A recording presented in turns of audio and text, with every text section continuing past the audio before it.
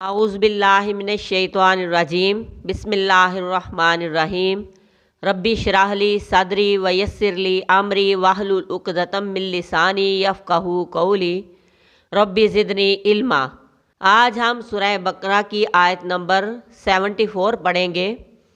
सुम्मा फिर कसत सख्त हो गए, कुलूबुकुम तुम्हारे दिल, कल्बुन वाहिद कुलूब उसकी जमा, मिन बाद ज़ालिका इसके बाद, फ़ाहिया पस वो, फ़ा पस हिया वो, कल हिजारती मानिंद पत्थरों के हैं, का मानिंद हिजारा पत्थर, औ या अशद्दु ज़्यादा कसवतन सख्त, या पत्थरों से भी ज़्यादा सख्त हैं। व इन्ना और बेशक इसमें कुछ शक नहीं, मिनल हिजारती बास पत्थरों में से, लमा वो है, या तफज्जारू फट निकलती हैं, मिनहुल अनहार उसमें से नहरें, वा और इन्ना बेशक मिनहा उसमें से, लमा अलबत्ता वो है, यशक काकू फट जाता है, फ़यख़रुजु पस निकलता है, मिनहुल मा उसमें से पानी। उनमें से बास पत्थर ऐसा है कि वो फट जाता है और उसमें से पानी निकलता है। व इन्ना और बेशक मिनहा उनमें से, लमा अलबत्ता वो है, यह बितु जो गिर पड़ता है, मिन खशियतिल्लाह अल्लाह के खौफ से, अल्लाह के डर से। खशियत डर अल्लाह ही अल्लाह का। वमल्लाहु और नहीं है अल्लाह ताला, वा और मान नहीं अल्लाह ताला, बिगाफिलिन बेखबर, अम्मा उस चीज़ से, तामलूना जो तुम करते हो। बनी इसराइल ने तमाम वाक़या को अपनी आँखों से देखा और बजाय इबरत हासिल करने के, बजाय समझ हासिल करने के, उनके दिल सख्त हो गए। यानी उनके दिल पहले तो उस गाय को ज़िबा करने के हक़ में ही नहीं थे, क्योंकि फ़िरौनियों के साथ रह रह के उनके दिल जो थे वो उसकी पूजा के कायल हो चुके थे और वो बड़ा मुक़द्दस समझते थे इस जानवर को। तो जब उन्होंने चारों नाचार इस जानवर को ज़िबा किया, इस गाय को ज़िबा किया, तो फिर सारा वाक़या देखने के बाद अपनी आँखों से वो मुर्दा उठा, उसने अपने कातिल का पता बताया, उसके बाद फिर वो मर गया। तो ये बहुत बड़ा मोइज़ा था इबरत हासिल करने वालों के लिए और समझ हासिल करने वालों के लिए। लेकिन जब बनी इसराइल की दिल की सख्ती की बात हो रही है कि बजाय आजिज़ होने के इनके दिल और सख्त हो गए। अल्लाह तबारक व तआला इरशाद फरमाते हैं कि इनके दिल इसके बाद सख्त हो गए, बस वो पत्थरों की तरह हैं। यानी पत्थर जो है वो बहुत सख्त मखलूक है अल्लाह ताला की। लोहा भी है, लेकिन लोहे को भी जब गर्म किया जाता है, पिघलाया जाता है, वो पिघल जाता है, मुड़ जाता है। लेकिन पत्थर जो है वो टूट तो जाते हैं लेकिन वो पिघलते नहीं। यानी पत्थर एक बहुत सख्त मखलूक है रब ताला की। कहा कि इनके दिल सख्त हो गए पत्थरों की तरह या उनसे भी ज़्यादा सख्त। और अल्लाह ताला अपने पत्थरों की खसूसियत बयान करते हुए इरशाद फरमाते हैं कि मेरे पत्थरों में से बाज़ पत्थर ऐसे भी हैं कि उनमें से नहरें निकलती हैं, यानी इंसानी फ़ायदे के लिए इस्तेमाल होती हैं वो नहरें, और वो पत्थरों से ही निकल के आती हैं। बाज़ पत्थर ऐसे हैं कि उनमें से पानी निकलता है, बाज़ पत्थर ऐसे हैं कि जो अल्लाह के डर से गिर पड़ते हैं। तो ये इंसान को बताने के लिए कहा गया कि पत्थरों के अंदर भी खैर कसीर पाया जाता है, कि वो एक पत्थर होकर भी लोगों के फ़ायदे के काम कर रहे हैं। और इंसान तो अल्लाह ताला की ज़मीन पर रहते हुए, उसकी तमाम चीज़ों को इस्तेमाल करते हुए और उसकी आयात से रूगर्दानी करते हुए अपने दिल सख्त कर बैठता है। अपने दिलों की सख्ती का ज़रा अंदाज़ा करो कि अल्लाह ताला की आयात के ऊपर, अल्लाह ताला की निशानियों के ऊपर तुम दिन रात चलते फिरते इस्तेमाल करते हो, लेकिन अपने दिलों को नर्म नहीं करते और अल्लाह की इन निशानियों से इबरत हासिल नहीं करते। बिल्कुल बनी इसराइल की तरह, जिन्होंने सारे वाक़ये को अपनी आँखों से देखा लेकिन अपने दिल को नरम ना किया अल्लाह के कानून के लिए, अपने दिल को नरम ना किया अल्लाह की शरीयत के लिए, अपने दिल को नरम ना किया अल्लाह को वहदहु ला शरीक मानने के लिए। उनके दिल सख्त ही रहे।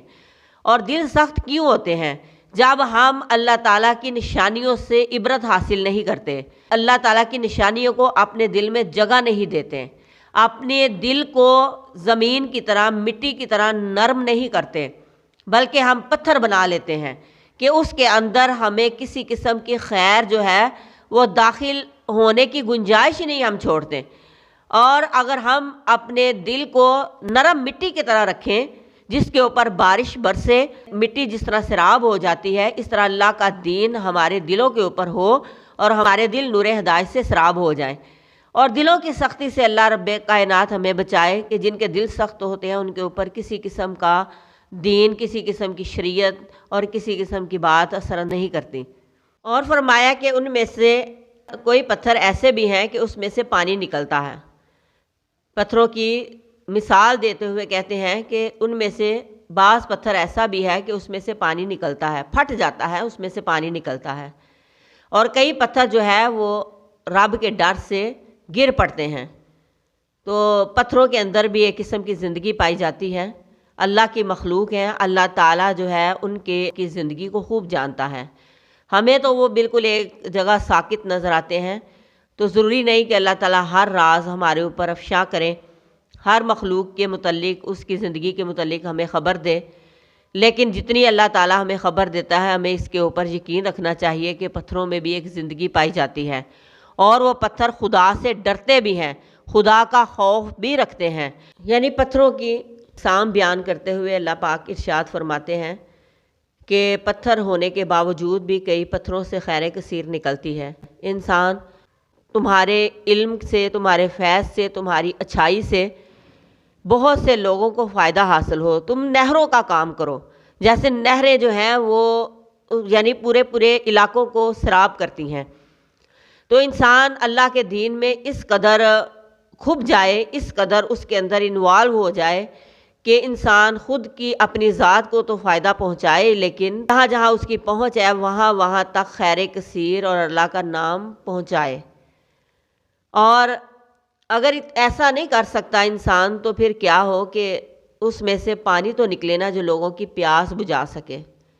ان منہا لما یشقق فیخرج منہ الماء، تو اتنی تو اپنے دل کے اندر گنجائش رکھے انسان کہ انسان کسی کو فائدہ پہنچا سکے، انسان کسی پیاسے کی پیاس بجھا سکے۔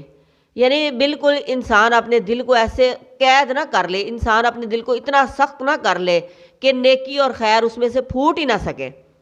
اگر بہت زیادہ آپ کسی کو فائدہ نہیں پہنچا سکتے تو کم از کم اپنے دل میں اتنی وسعت تو لاؤ کہ آپ کسی پیاسے کی پیاس بجھا دو، کسی کو علم کے نور سے منور کر دو، کسی کے ساتھ بھلائی کر دو، کسی کے ساتھ نیکی کر دو۔ اللہ تعالیٰ ارشاد فرماتے ہیں کہ پتھروں میں سے ایسا بھی ہے پتھر کہ اللہ کے ڈر سے گر پڑتا ہے، عاجز ہوتا ہے۔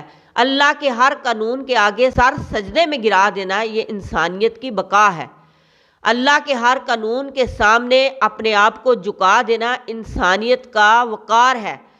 ہم اگر اللہ کے قوانین کے سامنے خود کو نہ گرائیں اور خود کو عاجز نہ کریں اور خود کو اس کے سامنے سجدے میں نہ گرائیں اور خود کو حقیر نہ سمجھے تو پھر تو ہم ان پتھروں سے بھی گئے گزرے ہیں جو رب کے ڈر سے گر پڑتے ہیں، اور ہم کہتے ہیں کہ فلاں چٹان ادھر گر گئی، فلاں چٹان ادھر گر گئی، یہ ہو گیا وہ ہو گیا، حالانکہ وہ رب کا خوف رکھتے ہیں، رب کے ڈر سے وہ عاجز ہوتے ہیں۔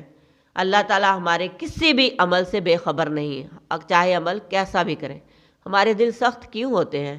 آج ہم اپنے مردے نہیں دفن کرتے، آج ہم روئے زمین کے اوپر اتنے حادثات دیکھتے ہیں، اتنے زلزلے دیکھتے ہیں، اتنا سب کچھ دیکھنے کے باوجود بھی ہمارے دل کانپتے نہیں کہ ہم اللہ کی بارگاہ میں ہمیں بھی حاضر ہونا ہے اور ہمیں اپنے اعمال کا جواب دہ ہونا ہے، اور اگر اللہ کے عذاب کے ہم اسی طرح ان کی طرح مستحق ہو گے تو ہم پھر کیا کریں گے؟ اور ہم اپنے اعمال کو سدھارتے رہیں۔